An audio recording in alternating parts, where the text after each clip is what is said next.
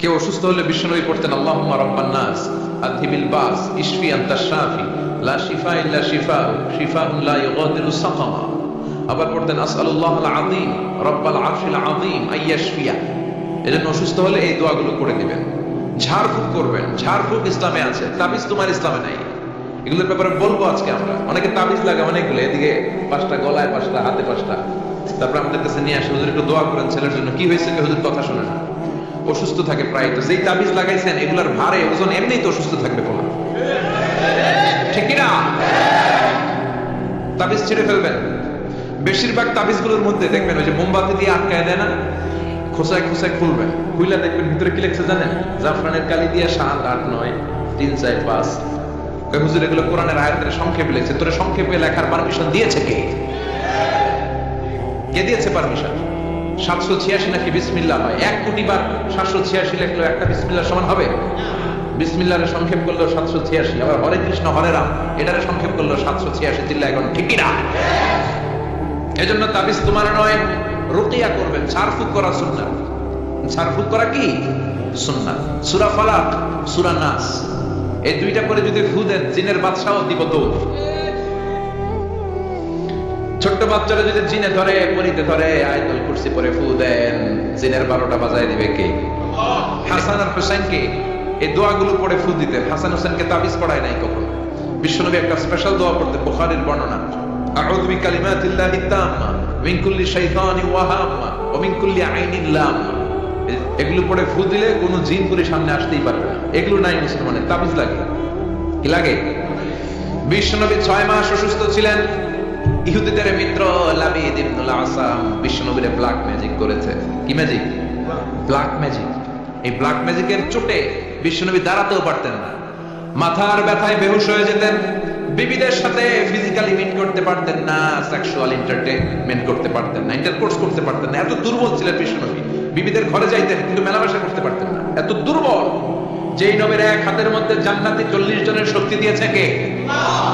ওই নবী ব্ল্যাক ম্যাজিকের পাওয়ারে দুর্বল হয়ে যায়। তারপরও বিশ্বনবী একদিনও তাবিজ পড়েন নাই। পড়ছে? বিশ্বনবী 4 মাস, কোন বর্ণনায় 6 মাস। লাবিদ ইবনুল আসাম ইহুদি মিত্র এই বেয়াদবটার ব্ল্যাক ম্যাজিকের কারণে অসুস্থ ছিলেন। 6 মাস পরে সাইয়েদনা জিবরাইল আসলেন, বললেন ও নবী, 2টা সূরা আল্লাহ নাযিল করেছে, একটার নাম ফালাক আর একটার নাম নাস। দুইটার একসাথে বলে মুআব্বিজাতান। এই মুআব্বিজ তাবিজ, এখান থেকে তাবিজ আসছে। তাবিজ যদি করতে হয় সূরা ফালাক নাস দিয়ে পড়বেন, ঠিক কি না? ও নবী, চলেন আপনারা কোথায় ব্ল্যাক ম্যাজিক করিয়েছে দেখাই। সাইয়েদনা আবু বকর সাইয়েদনা ওমরকে নিয়ে বিশ্বনবীকে নিয়ে জিবরাইল চলে গেলেন একটা কুয়ার কাছে। কুয়ার নিচে দেখলেন একটা চিরুনি, চিরুনির মধ্যে বিশ্বনবীর 11টা চুল দিয়ে গিট দেওয়া। সূরা ফালাক আর সূরা নাসে আয়াত আছে 11টা।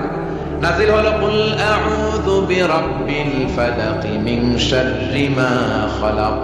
একটা একটা আয়াত সাইয়েদনা জিবরাইল নাযিল করেন, একটা একটা কিরা খুলতে থাকেন আর বিশ্বনবীকে সুস্থ করে দিতে থাকেন কে? আল্লাহ।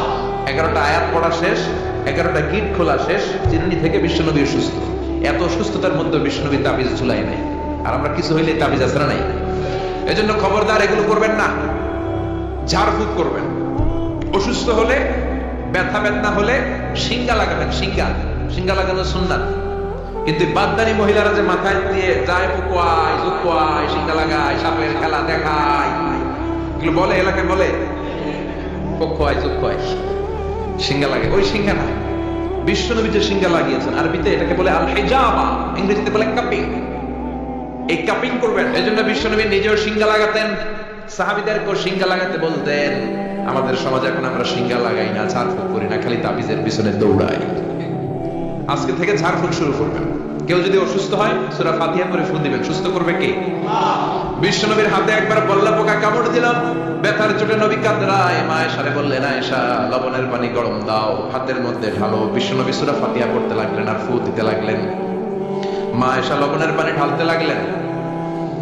মা আয়েশার লবণের পানি ঢালাও শেষ, বিশ্বনবীর সূরা ফাতিহা পড়াও শেষ, আঙ্গুলের ব্যথাও। মা আয়েশা বললেন, নবী আপনি সূরা ফাতিহা পড়ে ফু দিলেই তো ভালো হয়ে যায়, আমারে কষ্ট দিলেন কেন? আমার লবণের পানি গরম করতে বললেন কেন? বিশ্বনবী বললেন, আয়েশা লবণের পানির মধ্যে সোডিয়াম ক্লোরাইড আছে। It's a very natural pain killer, natural vaccine. লবণের ভিতরে কি থাকে? সোডিয়াম ক্লোরাইড থাকে।